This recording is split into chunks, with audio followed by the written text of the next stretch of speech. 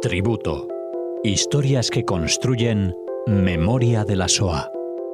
כי ראיתי את דרכי נעלמת ביער סבוך בין קירות חורשים ובתוך האדמה המדממת. Hola oyentes de Radio Sefaradi, bienvenidos a este tributo que nos acerca una vez más Cecilia Levitt aquí a Radio Sefarad. ¿Qué tal? Hola Alex, buenas tardes. Bueno, continuamos con estas historias que nos traes y que les permites a los oyentes conocer o ampliar para quienes ya tuvieran noticia de estos personajes con los que creamos más memoria de la Shoah. Y en este caso nos hablarás de Bronislaw Huberman. Exactamente. Bueno, para los que son amantes de la música clásica, seguramente este personaje les sonará, nunca mejor dicho, pero hay una historia detrás muy interesante que hoy tengo muchas ganas de compartir con los oyentes.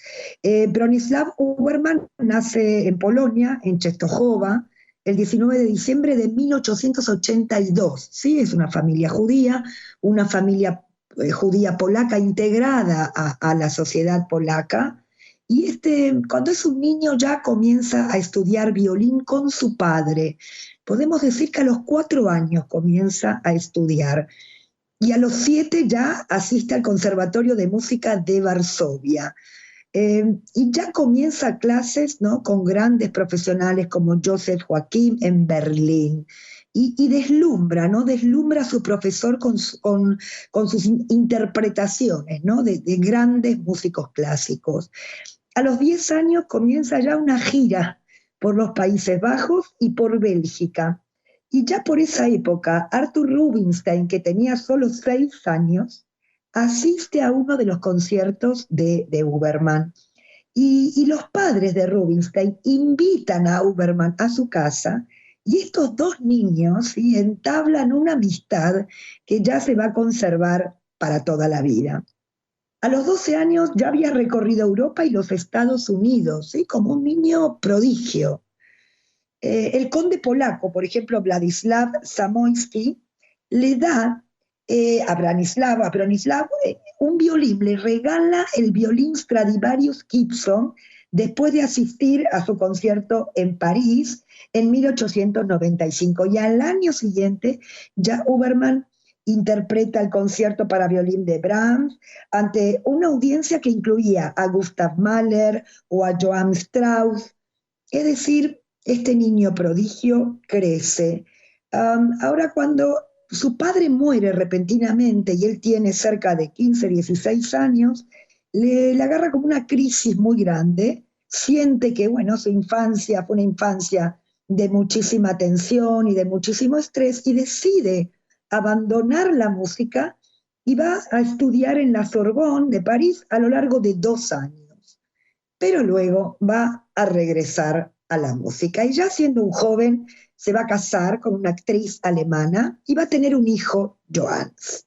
En la década del 20 y del 30 realiza giras por Europa y por América del Norte con el pianista Siegfried Schultz, y va a actuar en los escenarios más famosos, en la Scala de Milán, en Nueva York, en Viena, en Berlín. ¿Sí? Y por muchos años este dúo Huberman-Schultz fue invitado en privado, inclusive, por familias reales europeas. Vamos a escuchar un poquito. Es una pieza de Tchaikovsky interpretada por Bronislaw Huberman.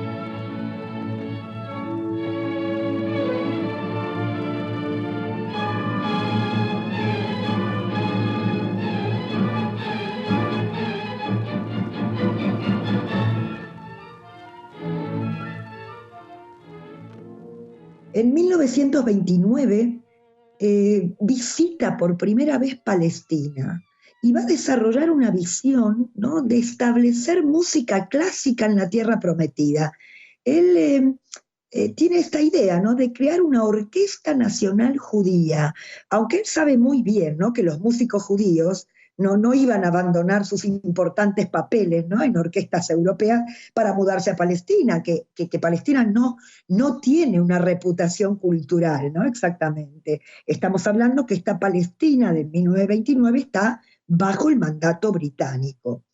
Pero sin embargo, después del 33, cuando ya Hitler sube al poder, Hitler sube en enero, y el 7 de abril, unos meses después, ya Hitler saca esta ley de restauración de los servicios públicos, que quiere decir que va a despedir a todos los músicos judíos que estaban tocando en las orquestas de Alemania. Ellos pierden su trabajo, pierden estos lugares tan prominentes que tenían en las orquestas alemanas. Y entonces la idea de Huberman, podemos decir que comienza a prosperar, ¿no?, y a ser más realista.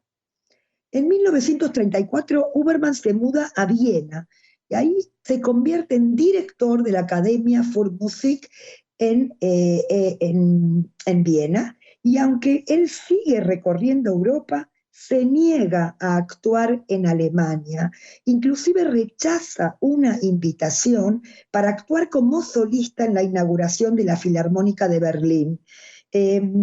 Había, digamos, bajo la presión, logran que unos pocos judíos, los van a llamar judíos especiales, estos judíos especiales podían seguir tocando, pero él rechaza esta invitación. Inclusive escribe una carta a los intelectuales alemanes invitándoles a recordar sus valores esenciales.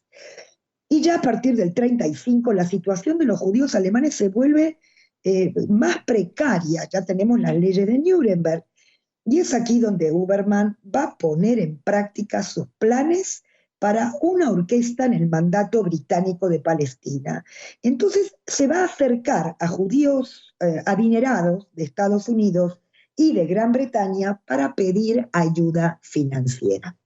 David Ben Gurión, que en ese momento es el líder de lo que es el Yishub, ¿sí?, la comunidad judía de Palestina, acordó proporcionar certificados de residencia permanente para 70 músicos judíos y sus familias, a ser elegidos por Huberman, ¿no?, a través de una serie de audiciones en Alemania, en Polonia, en Checoslovaquia, en Hungría y en Austria. Todo esto durante 1935. Esta tarea no fue fácil, y Huberman inicialmente, lucha para convencer a estos músicos de que estarían mejor en Palestina. Y va a conseguir primero 53 músicos, de los cuales el 60% estaban casados y tenían familias. Tuvo muchísimas dificultades también para recaudar fondos para financiar estos viajes, ¿no?, de los músicos, los salarios, para obtener un recinto ferial en Tel Aviv, que se va a utilizar como espacio de ensayo y como sala de conciertos. Huberman continuó su gira estadounidense y finalmente asegura los fondos restantes para pagar la orquesta a través de una cena benéfica organizada por Albert Einstein.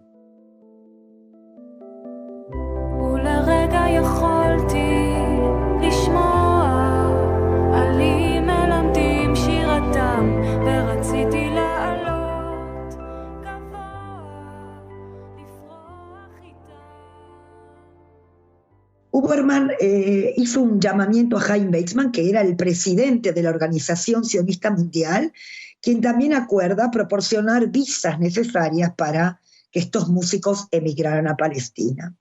La Orquesta Sinfónica de Palestina estaba ya compuesta por músicos judíos de los mejores grupos de orquesta y de música de cámara de toda Europa.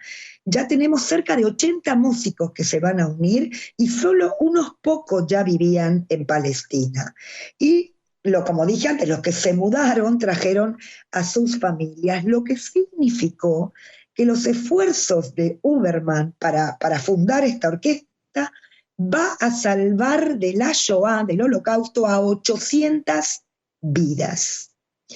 No fue fácil, como digo, tomar la decisión de abandonar sus hogares y asociaciones profesionales en Europa, ¿no? Para ir a Palestina, que en esos años, bueno, la situación política es realmente complicada, sobre todo después de la Primera Guerra Mundial.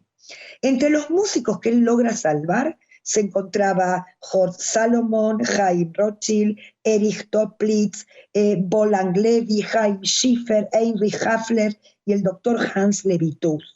Estos llegaron de Alemania, de Austria, de Países Bajos, de Francia, de Italia, de Checoslovaquia, de Rusia, de Hungría, de Croacia, de Ucrania y de Polonia. El primer concierto de la nueva Orquesta Sinfónica de Palestina va a tener lugar el 26 de diciembre de 1936 y va a ser dirigido por Arturo Toscanini, era un gran maestro italiano. Huberman lo había invitado a este maestro cuando se enteró de que éste se había negado a actuar en Alemania para protestar por la toma del poder de los nazis. Inclusive el gerente general de esta Orquesta Sinfónica de Palestina, en estos años, entre el 38 y el 45, fue Leo Kestenberg, quien también, como muchos otros de los miembros de la orquesta, era un judío alemán expulsado por el surgimiento del nazismo y de la persecución de los judíos. En 1937, un año antes de la anexión de Austria por los nazis, ya Huberman abandona Viena y se va a refugiar en Suiza. Al año siguiente su carrera estuvo a punto de acabar como resultado, bueno, de un accidente de avión. Ahí él se rompe una muñeca, 2 dedos de la mano izquierda, y después de muchísimo, ¿no? de una intensa y dolorosa recuperación, pudo volver a tocar. Durante la Segunda Guerra Mundial, la orquesta actuó 140 veces ante los soldados aliados, incluida una actuación en 1942 para soldados de la Brigada Judía. En sus propias palabras, Huberman dijo: el verdadero artista no crea el arte como un fin en sí mismo. Él crea arte para los seres humanos. La humanidad es el objeto.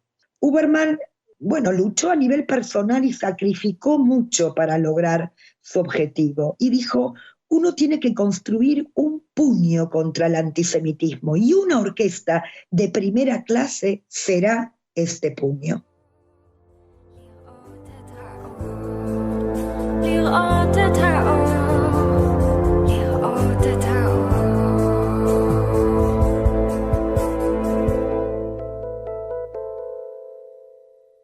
La temporada de conciertos de la Orquesta Sinfónica de Palestina, que comenzó en el año 36, va a continuar hasta enero del 37, dirigida por el maestro Toscanini.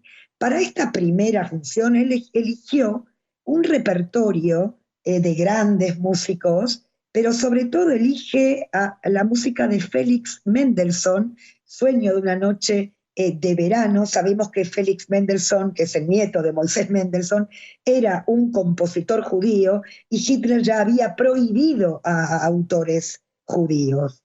En este primer concierto que se lleva a cabo en Tel Aviv van a asistir 3.000 personas, incluido el alto comisionado británico.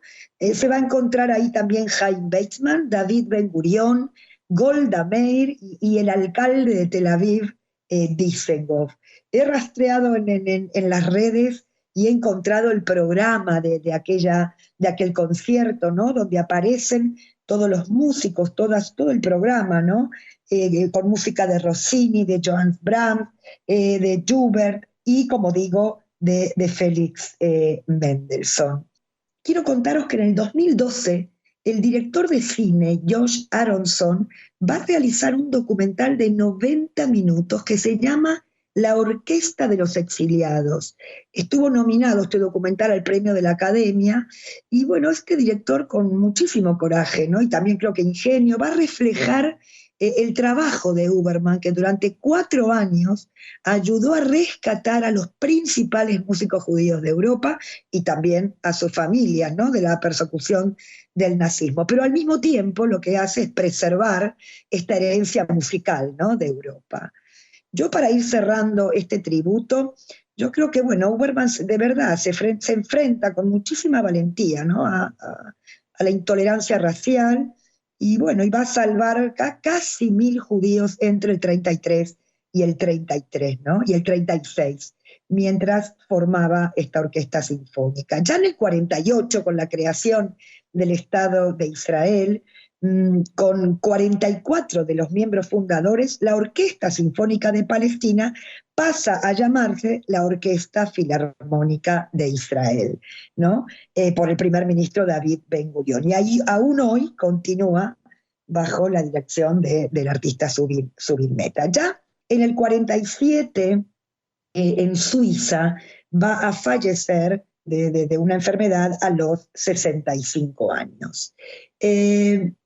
Yo me voy a despedir y los voy a dejar con aquella música de Félix Mendelssohn, interpretada por toda la Orquesta Filarmónica de Palestina, cuyo director es el gran maestro Toscanini. Espero que lo disfruten y muchas gracias.